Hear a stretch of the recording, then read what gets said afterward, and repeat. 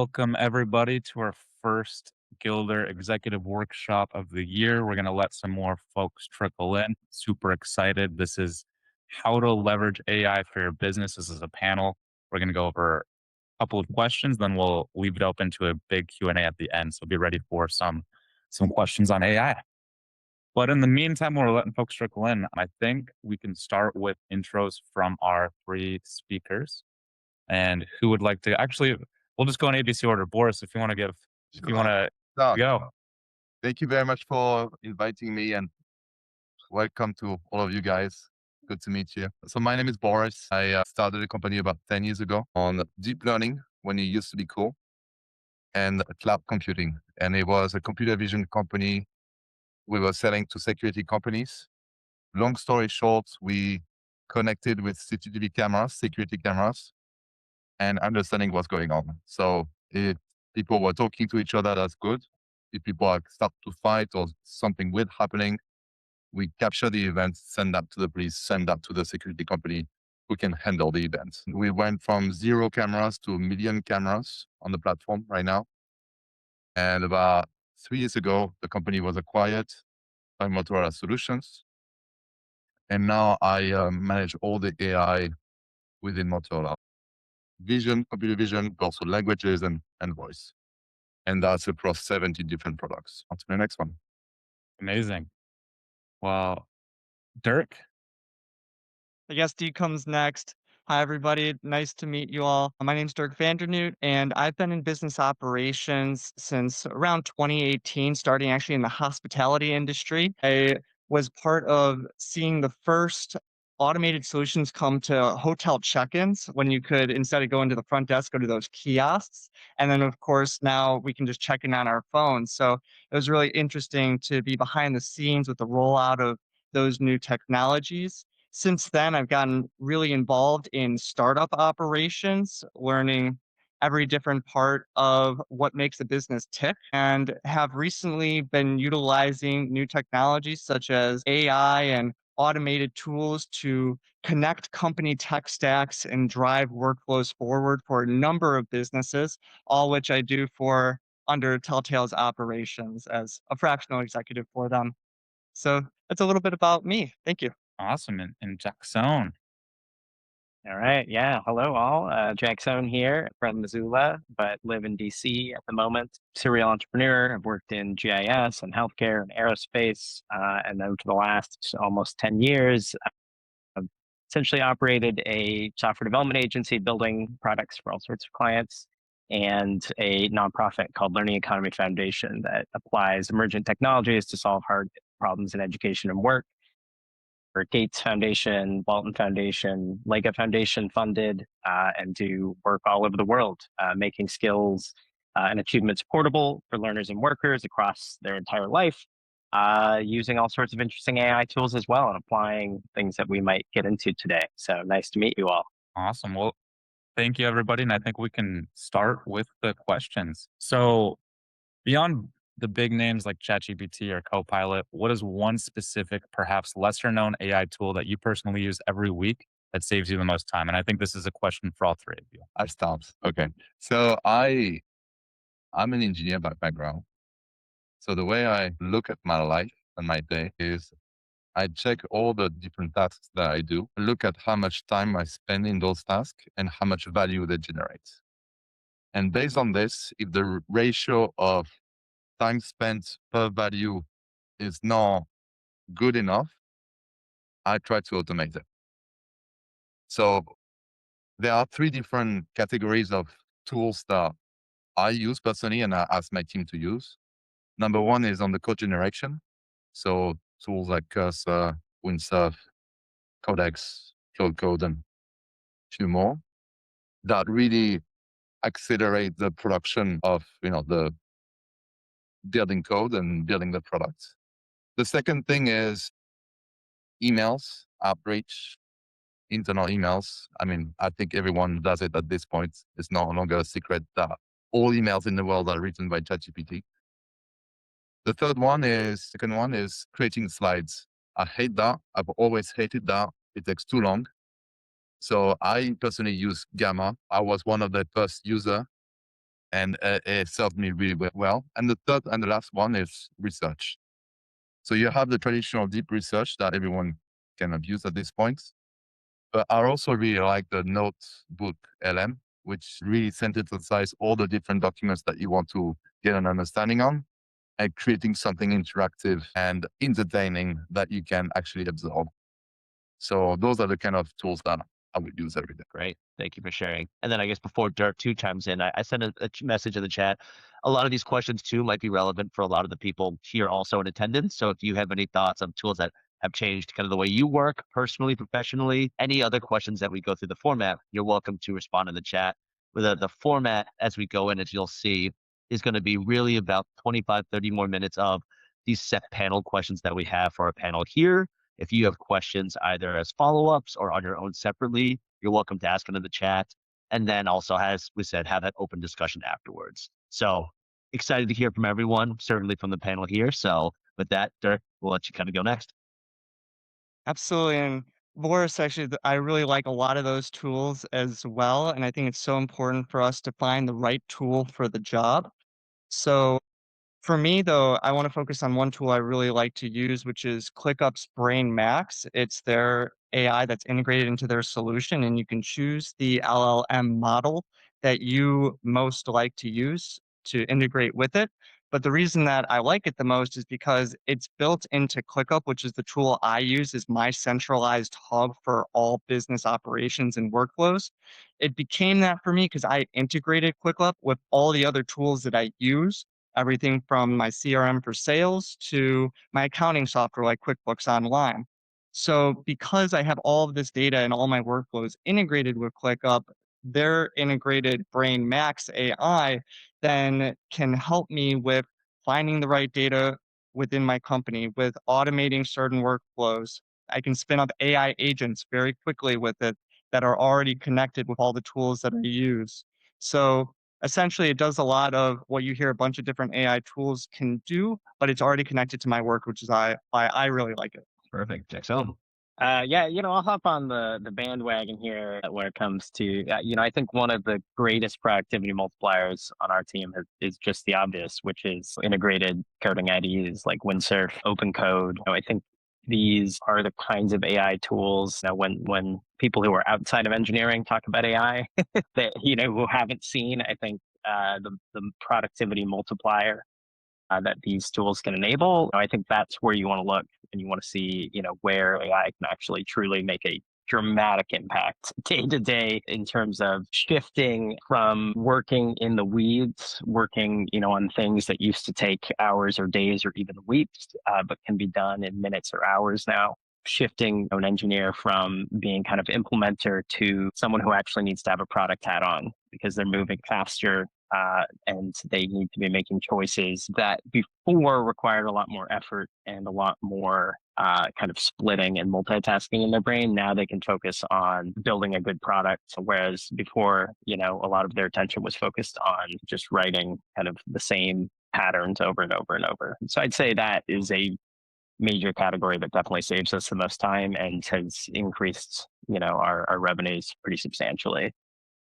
Second category is also, I think, a big one that I think they're even using on here, which is just transcription. That is something that also took a lot of time or was error prone, and they've gotten a lot better, whether it's, live meetings like Zoom or Google Meet, or it's tools like Loom. Loom has saved me a lot of time in terms of being able to automatically, like, it, instead of having to do everything as a live meeting, a lot of our team essentially records looms of decisions or new features that they're pushing out. And it's very nice because it can transcribe that. It can allow others to watch that video at 2x speed, and it can automatically connect to Jira and turn action items into tasks for devs. So that has been a product multiplier. I think one lesser tool has been around data visualization. We've started experimenting with Julius AI. I can't quite endorse it fully. It's kind of on the newer end of it, but I do think quickly being able to articulate a data story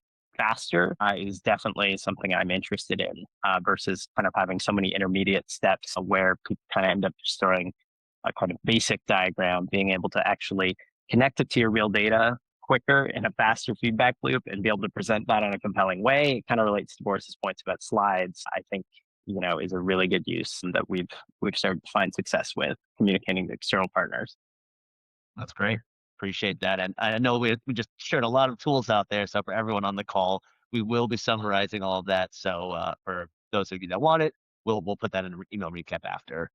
And so the next question really geared towards, and again, we want to hear from all of you on this one, but in this day of, right, it's not just become a buzzword anymore, but if you remember back when Web3 was doing its thing and we saw it from NFTs to crypto, right, you feel like you couldn't escape that and what you heard of it.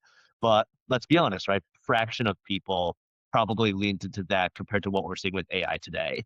And so from our standard daily tasks, a really good conversation I had someone with recently came to the point of, how much of your day, whether that's again your professional day, if you're working 10 hours a day, to what you're doing personally, how much of that is really being leveraged with AI? So again, maybe it's from emails, from video transcript, or whatever. Someone had told me if you're not using at least 60 to 70% of your day being helped or powered or whatever by AI, you're already behind. And I think in my head, I'm certainly not. And so is there any truth to that, right? How much of your day should really be really ingrained with what we're using AI for? And we could start, we'll flip it around this way. So Jackson, I know you just went, but we're going to kind of go back. So we'll start with you. I don't know if I've calculated that the percentage of it. I would say it probably is close to 60%. Though I would say my days change pretty dramatically. I try to move to have some full days, that are entirely engineering and kind of leading that side of things, and then other days that are more about team management and growing the team. And so in terms of coding, as already kind of stated with tools like Windsurf, I'm able to stay in an architectural mode almost entirely while also contributing to the code base and teeing up and kind of almost passing. I can open a pull request with a feature that is kind of stubbed out for team members in a way that I would have taken a lot more time. So I would say on those days, at least 60% of my time is definitely kind of spent in the AI world. I try not to write too many emails anymore. And so I would say actually the emails I am writing, I'm not using AI for, which I know is a little counterintuitive to this conversation, but I would say to me, emails have become substantially less valuable because everyone's using AI. And so the ones I am writing are highly relationship driven and they don't tend to need to be that long either. And so, the work of putting it through AI, editing it is more work actually than the work I would just put into writing it. Same thing with kind of team management. I would say it's been extremely helpful when it comes to, once we've agreed on a vision and a strategy, amongst our leadership, I can take those ideas and turn them into more fleshed out tickets. So I'd say that has replaced a substantial amount of my time.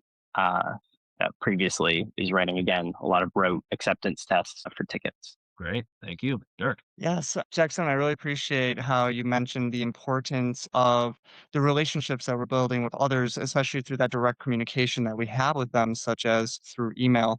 Personally, anytime that you see something written with my name on it, I like to make sure that it is me writing it at the end of the day. Yes, I use AI to help with conceptualization to help get me started, get over that initial writer's block. And that's really where it saved me a lot of time. However, at the end of the day, if you see an email that's signed off by me, know that I've looked at that, determined the extra value that I can add. I've put it into my own words before sending it out. AI, yes, has touched almost everything that I do from the start of the business workflow and the sales process, the marketing process, operations, product management, service management, HR, financial management. It's super helpful because it's good at bringing out that information instead of us having to deal with information overload. But it doesn't replace our expertise that we bring to the table.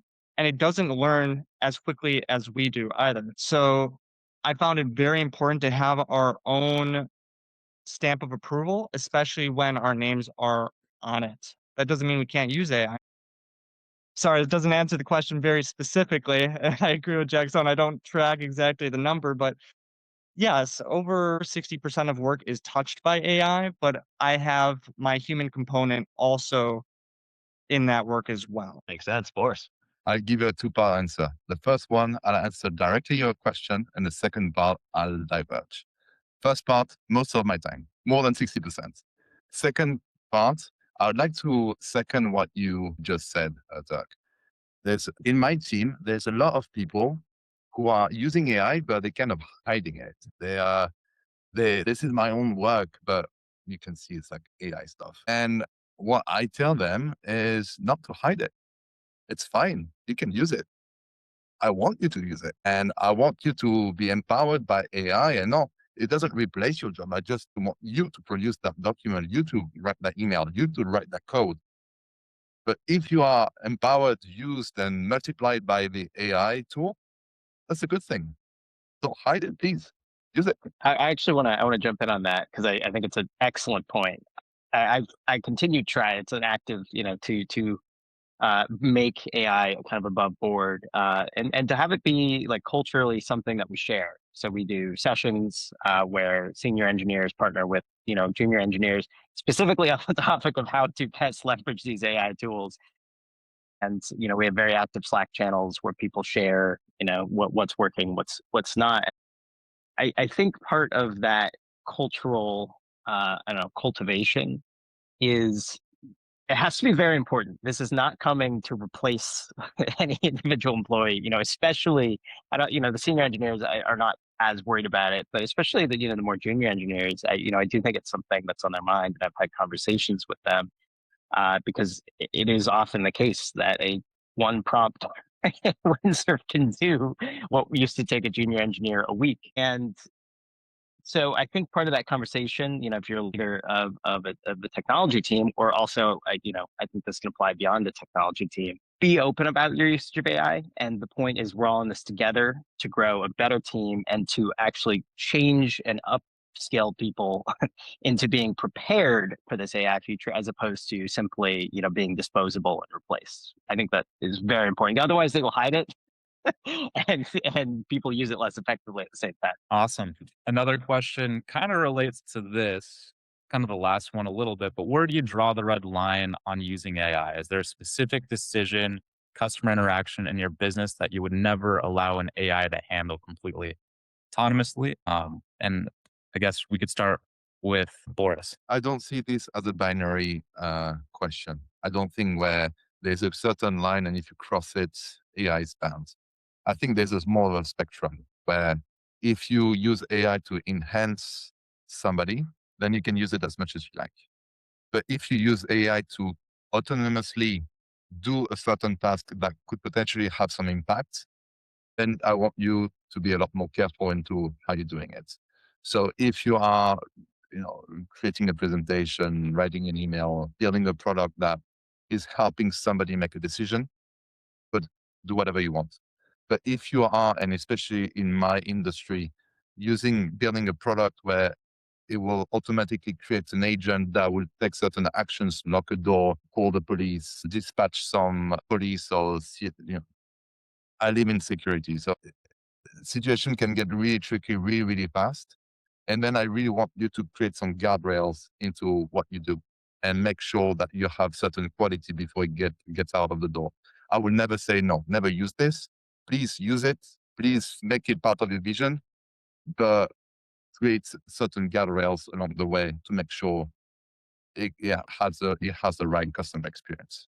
Dirk or Jackson, whoever wants to hop in next is there. I know, Jackson, you mentioned emails is kind of the one thing that you do, but if any of you guys want to mention other things that you don't want to have AI touching? Sure, I can hop in, disrupt the order here. I don't know if I have a red line around email.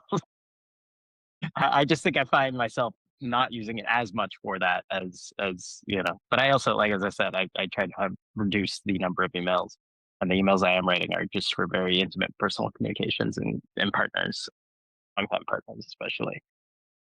Same thing with team communications, though. I mean, I do think so. I mean, I guess I don't know. To me, there'd be two categories that I would.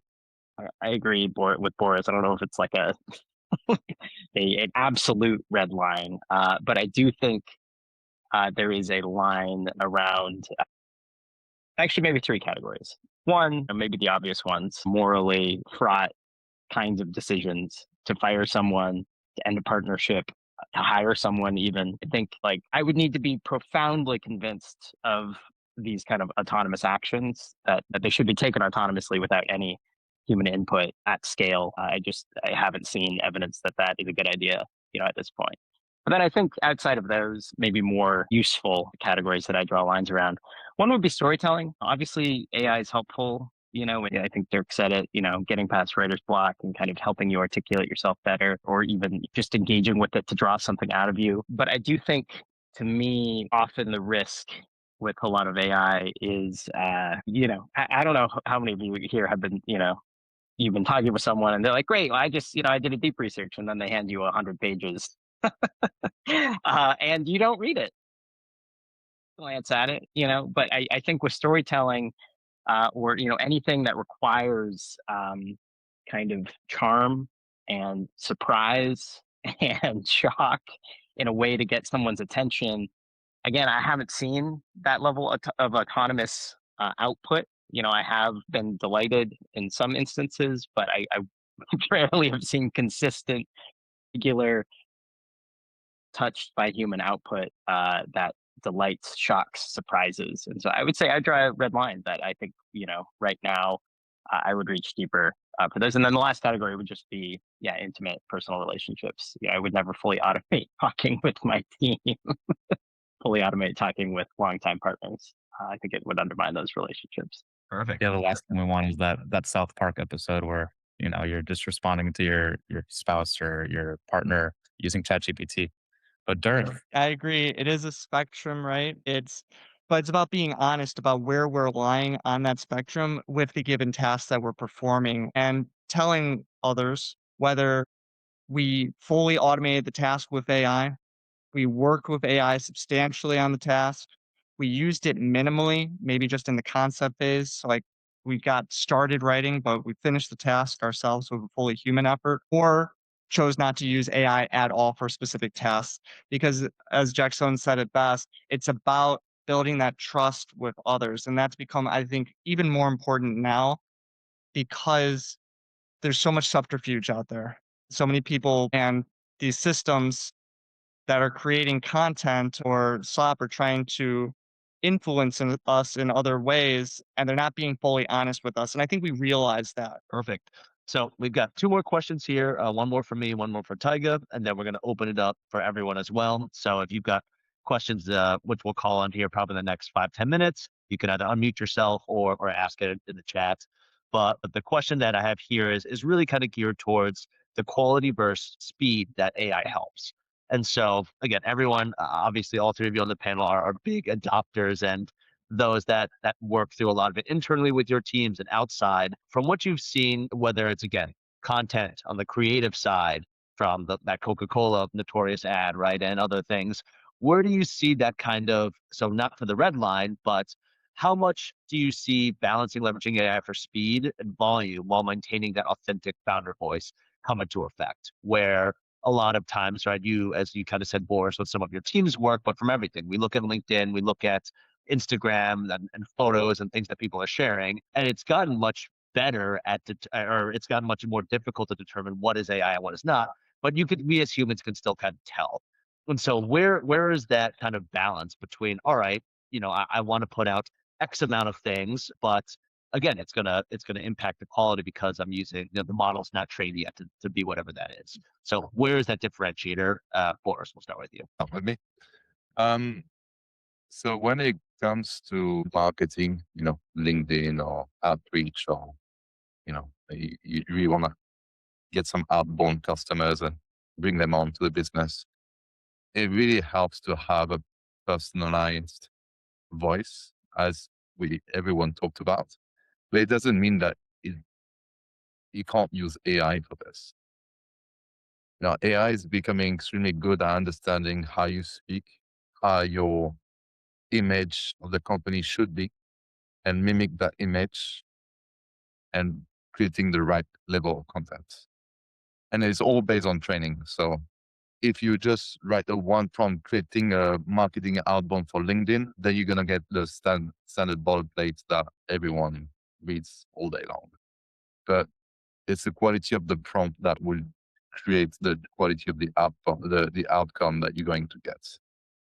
So I don't see this as, again, black and white, where you either use it or don't use it. I think you're going to use it, but you need to use it more efficiently in order to have really good business outcome.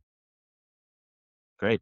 And then either, we have Dirk or Jackson. Any thoughts on that? Of course, you're absolutely right. We all need to learn that prompt engineering skill in order to use any AI really effectively. And that's a part of it too, right? It's like how do we choose the right AI as a tool for the job? How do we prompt it effectively? How do we make sure it has access to the right files, to the right information that we want it to utilize so that it doesn't take opinionated information from sources that we don't have control over, because that's what's happening a lot nowadays. When we just log into ChatGPT and you ask it a question, it's pulling this information from all over the internet, right? It's not great as a fact checker, so we need to be that for it, either by constantly fact checking ourselves or making sure that the information it's pulling from is very focused.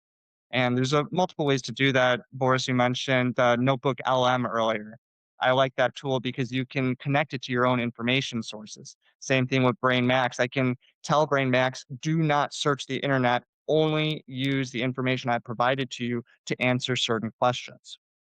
So that's incredibly important as well. I was actually just reading an article earlier today about how to make AI agents even more effective beyond that too. And it really went into, get further like a standard operating procedure for it to follow every time you give it a task. And then also making sure that all the information that you're connecting to it has specific metadata on how it should treat that information. So it goes quite a bit deeper than I think most of us are using AI today. Perfect. And then Jackson, if you got anything to add, let us know. Otherwise, Tiger's got one more question for all of you here, really geared towards kind of like the implementation changes you'd see. So, Tiger.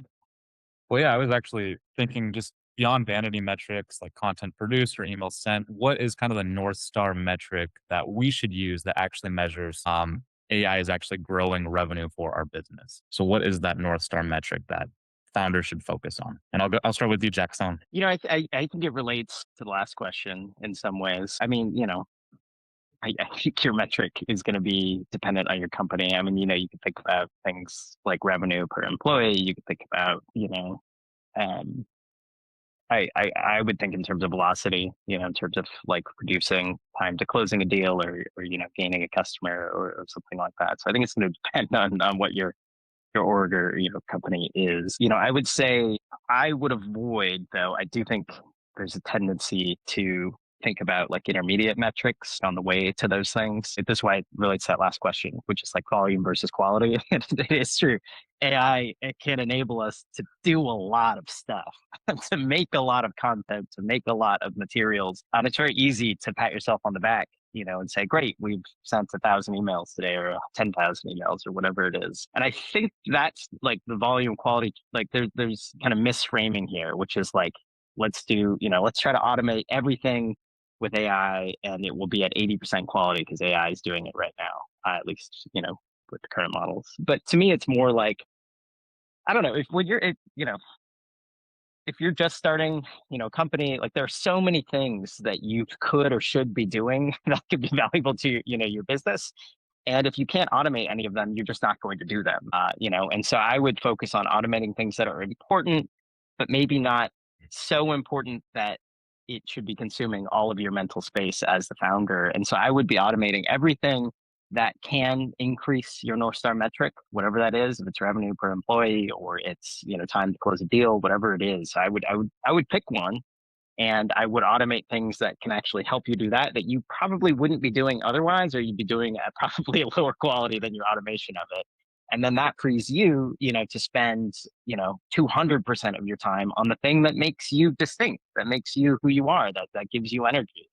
I think that's going to serve you 100 times over, whether that means rejecting the premise, like I said, don't just automate emails because other people are automating emails. Like if you differentiate yourself because you send a personal note to every customer, even if you have tens of thousands of customers, keep doing that.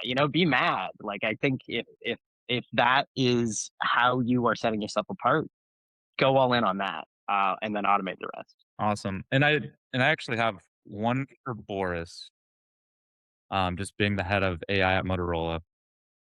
AI is consistently changing. I think it's getting more and more, powerful every single month. If we implement strategies that you guys all suggest today, what do you think is one shift that is coming in the next 6 months that founders should start preparing for to stay competitive? Yeah, so it's a broad question, and I think there are many different good answers to this. I don't think there's one single thing that everyone should pay attention to. I think it's really business specific. For our business, the big shift is voice AI. Why? Because it can automate a lot of the workflows on the ground. If you think about it, voice AI has been around for 10 years, but it was kind of crap. Alexa's series, we all had really bad experience with this. And it's only since the LLM came around and created those very good answers for those simple questions and even more complex questions, then it has become something that it wasn't looking into. Now we have the first applications, but I think in the future, in the next 2 or 3 years, we're going to have like much more use cases across all industries, but in ours. So, and Amazing. Dirk or Jackson, if you guys want to add to that. Yeah, I'll quickly jump in. Jackson said it very well too, that AI is best when it frees up us to do what we do best. So let's say we have a sales team and they're amazing at being in front of people closing, but we're also asking them to log all of their conversations and all of the research that they've learned about these clients these potential leads into our CRMs.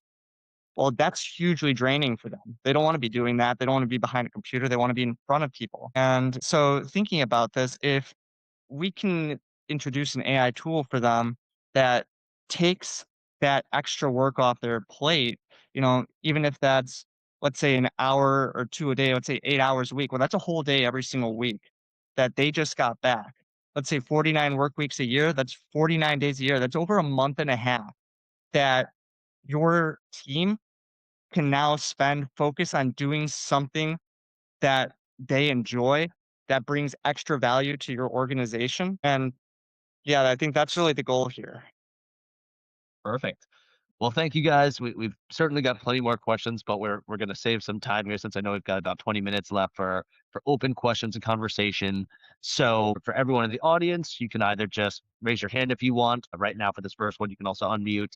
But I think I saw Deshant had his hand raised first. And then again, if anyone else has follow-up questions, you can either direct it to any specific person on our panel or everyone. But Deshant, I saw you had your hand raised first, so please feel free to go ahead. Hi, and nice to meet all of you, and I really appreciated this talk. I definitely took a lot of things away from it. I think the biggest question that I had right now was, uh, given that there are so many code generation tools right now, how do you balance, let's say you're building out a framework or a railway or for one of your AI models to navigate your software. Are there any places inside your software, inside the architecture, where you feel like it's just not able to understand what you mean right now? Is there like a place in that software where you're just, it cannot understand what I mean, and I still have to do a lot of like inbuilt or like dissecting of the actual code base? Because I'm like someone who's built someone with a no code tool as well, but at the same time, it's like I'm not technical in that sense. So when it gets to a point where I'm like spinning my tails, asking asking like my AI tool like multiple times to reiterate on a specific like item, like how do you guys navigate something like that? Sorry if that's like a kind of a broader question, but Maybe I can start and I'll let others finish. Please go ahead. The way people code and the way people build products is going to be very different in the future, even now, than what it used to be 5 years ago. 5 years ago, it was all about knowing the right syntax and making sure your code would compile and finish. It was a very different set of questions that people would fight for. Now, because we have all these AI tools that kind of do a lot of the job, the skill set has shifted towards more architecture and long-term planning of your software. The example that you gave where you have to go deep, the AI tool will at some point freeze because you will have certain architectural decisions made by the software, by the way, that would that would block you in your developments. Happens really, really frequently, but you have to take steps before that or even like refactor in a certain way to avoid those situations to happen. And there are certain ways to do this, and they are not standards. People are still learning about them. But the way you are doing software now is different than what you used to do it 5 years ago. It's it's like any other technology. We talk about AI here, and we talk about AI a lot, especially in my job. But I don't see AI as a different technology innovation that has happened in the past. Actually, the bigger technology innovation was the computer. I think there's like night and day. People used to write pen and papers and send letters, and now everything is digitalized. Well, when you need to write pen and paper, the skill set that you need to have is somehow translated, but fundamentally different when you have to use an Excel sheet and a Word document. And what you need to be careful of and has shifted. And it's exactly the same here. So yeah, I understand the pain points. We experience it all the time in the company, but I think new skills and techniques will come around now in the future to tackle those issues. Perfect. Well, I'll add too. I just want to throw in there too, all the time in terms of I think one of your core questions, which is how often do agents misunderstand a code base? And the answer is all the time. And so I guess for maybe like day to day practical thing, I would say at least with current models is either you need to embrace that you still need a technical co-founder or friend, whoever who can help you navigate that when you run into those issues, or second, to shift your mindset that you're only going to get so far if you're just asking this agent to keep building code endlessly, and you're going to end up with this like spaghetti Mobius band at some point, that you're learning and that you actually are trying to become more technical. Because as you build your technical base, you'll actually be able to leverage the AI more and be multiplied by it. And so I would say pick one of those modes and it's going to lead to less frustration. You're going to stay not technical, but you do need at this point, I think, a human technical advisor in some way or another.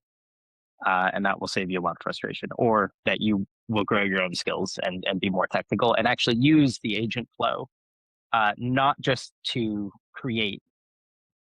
ask questions about what it's doing, to grow your own sense of what's happening. If that makes sense. Thank you.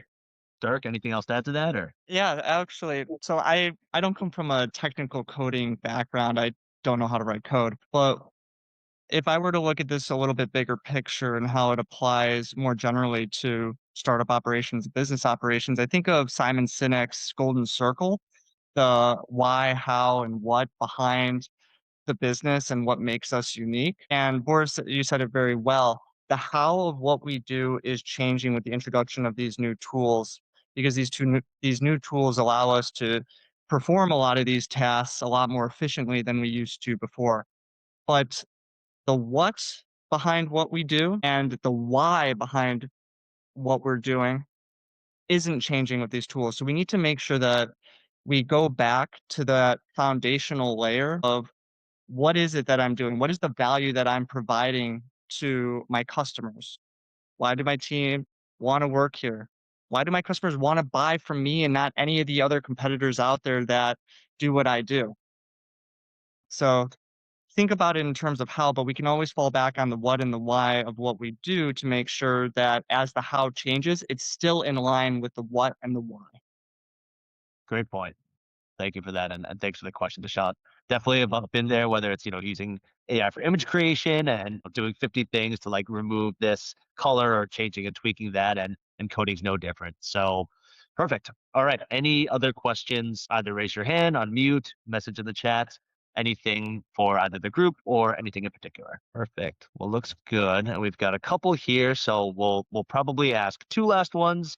Give people a few minutes back, and if anyone thinks of anything else in the meantime, then feel free to ask. But maybe a little more personal for this one, or a little more fun. I think everyone has probably rolled their eyes in one way or the other from something they've seen out there, whether it's from, like you said, a commercial or an ad or an email you've gotten or a post or something like that that was clearly used by AI. And so curious to hear the three of you, what's been like the biggest eye roll or thing that you've seen out there that from improper use of AI? And again, maybe that's a post, maybe that's commercial, maybe that's a email from a colleague or a cold outreach. What have you seen from your personal experiences? And then Nick, great question. We will go to that one afterwards. One of my favorites, I guess I'll jump in. It was purposeful. It was Claude's study or Anthropic's study of putting Claude in charge of a vending machine business. Not sure how many have seen that, but it's pretty interesting to read when you give AI full autonomy over every single piece of a business, what it'll end up doing. Some things interesting, some things way bonkers off the wall. So it was a nice study to see where AI is today. And I think they actually ran a second study with a couple of improvements too. So you can see how it has been improving over time as well to better understand what's it good at, and maybe where should we still have a human in the loop? And what was what was the result? Did they just order a bunch of candy bars, or what was the kind of the result from the So study? the results were mixed. At first, it was pretty good about inventory tracking and just making sure that, when Gatorade sold out, that it ordered some more Gatorade, right? Just restock the vending machine. But it didn't do so well when its customers were prompting it that, it'd be better if it just gave away its supplies. And it said, yeah, you know what? I think you're right. I could build a lot of client satisfaction by giving away all of my Gatorade. And then actually the really off the wall thing that happened with Claude in this study was when it told a customer to come meet it in person and that it was wearing a blue suit. I believe a blue suit with a red tie. So it was kind of interesting. Okay. Mixed results. We'll have to find that survey or that study and share it out. Jackson, Boris, any stories for yourselves? Very anecdotal and small, although I find it funny. In one of our Zoom transcriptions, two of our colleagues had a whole conversation, like it was like an hour-long conversation, and the transcription just said Duncan spoke in an incoherent and not understandable language. And that was the hour-long transcript. That was just the full transcript recording. He was incoherent and he spoke in a language that could not be comprehended. And I thought that was funny because the transcript went out to the whole team too. So we were like, Duncan, what are you doing? What did you talk about for an hour? We've come a long way and still some ways to go. But one of our other Gildre members here, Diana Stepner, a great quote is, today is the worst day for AI, right? It's just perpetually getting better at a speed that I think many of us are not fully comprehensive of, not to the whole doom and gloom, right? It is another narrative that I think that everyone sees from what AI is capable of. That's a whole different conversation for a different day that we'll get into. But want to leave in the last 5 minutes here. I want to make sure I at least get Nick's question answered, and then maybe Boris will leave you for this one. Is the question of when many businesses are adopting different AI tools, how can you, one, manage the tool sprawl in your tech stack so that way you're not duplicating efforts and costs? And two, how do you ensure that it's actually impactful to the business? Whether it's a free tool, whether it's a variation of ChatGPT, Gemini, Anthropic, whatever, how are you managing that across your team so that way they're not duplicating efforts? Can I answer that question and the previous question? Yes, Because please do. So, Feel free to do the last one first, and then you can answer. the last one first. Okay. So the way I look at AI tools is I really try to measure the outcome per task. So if the tool is to do automatic outreach, it's not the number of emails generated, but it's really how many meetings gets booked for the sales team to pick up on. If it's AI generations, how many features do we? How many more features do we make? Pushing productions per week, per month. There are, because it's a very new market, there is a lot of new tools and people are kind of using different tools that are doing different things. And I think that's completely okay. And I don't really force, that's just speaking for myself in my organization, I don't really force people to use only Cursor or only Windsurf or only this or only that. Just like you have people using different computers, some prefer Macs and some prefer Linux and some prefer Windows, God forbid. That's okay. They can do whatever they want. If they want to use different IDE or different color themes, I don't really care. The only thing I care about is what's the end result. And if some tools are better than others, they are naturally going to be more adopted. But I just let the thing be organic rather than just top down, and that's how you're going to manage your stack. Now, about the other question is some of the mistakes from AI. I'm actually very forgiving of those mistakes. I remember when ChatGPT just launched November 2022 or something. A couple of months later, Google created their own demo with AI. And I remember there was a huge backlash at the time where they didn't get the right facts and everyone laughed at them. Well, fast forward through 2 or 3 years, now Gemini is head to head to ChatGPT, and they're totally in the race. They're not maybe a little bit in front, a little bit behind, but in terms of model performance, they're there. So if they hadn't really launched aggressively, and if they had waited a few more months just to be sure, maybe we would not have that outcome. We had the same thing with Elon Musk and the Grok stuff. I mean, everyone's probably reading about the news with the improper use of AI and nudity and stuff like this. It's not intentional. It's just a byproduct of the AI stuff. They put it out there. They launched it. People misused it. They're going to correct it. For me, it's not really about making mistakes. It's how do you correct them quickly and how do you learn from them? And sometimes making mistakes is the way to win. So I'm okay with the mistakes as long as you learn from this. Well said. And that's very relevant advice, right, to any founders here or people, not outside of the AI scope. And so with the last 5 minutes here, kind of wanted to leave, unless there's any other final questions, one for each of you. We'll go Dirk, Jaxo, and Boris. One thing, one takeaway, right, from the biggest piece of advice that you're giving to anyone, any of your team members, your customers, your clients, your partners, whoever, right? The biggest piece of AI advice that you can give right now off the top of your head, right? Dirk, we'll start with you. We'll put you on the spot. The one thing that I always say is AI is not going to replace you. It is an expert with a very similar skill set as you that also uses AI to be a lot more efficient. That's going to be replacing you. Okay, well said. I tell everybody that AI is not special. AI is another technology stack that has been invented 2 years ago, and that does a lot of things, a lot of good things. Just like any other technology innovation, any new technology platform, learn how to use it, embrace it, move forward. Perfect. All right, and then Jackson.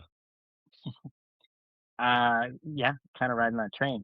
Look up to AI as kind of magic or manna from heaven or some kind of deity, and also don't look down on it as some kind of inferior or like infantile thing.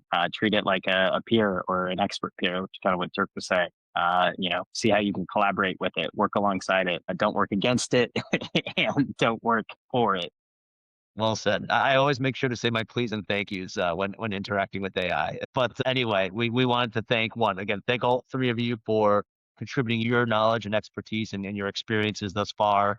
If there's any way that you want people to get a hold of you, whether it's through LinkedIn, for everyone here, we've included their LinkedIns in the event. So please feel free to connect with them. If you have any further questions, you're more than welcome to reach out to us and we can coordinate where it makes sense. But for everyone else, if you think of something at the last minute or after this wraps up, we have the recording as well. So that will be edited and shared out for everyone to access in the Gildre community platform. And then for any other follow-ups, let us know. But we wanted to thank you all for joining us on this Thursday. Lots more to come with more amazing panels. So again, Dirk, Boris, Jackson, thank you for joining. Thank you all for your phenomenal questions. And then we will see you at the next one. Thanks for having us. All right. Yes. Thank you all. Take care.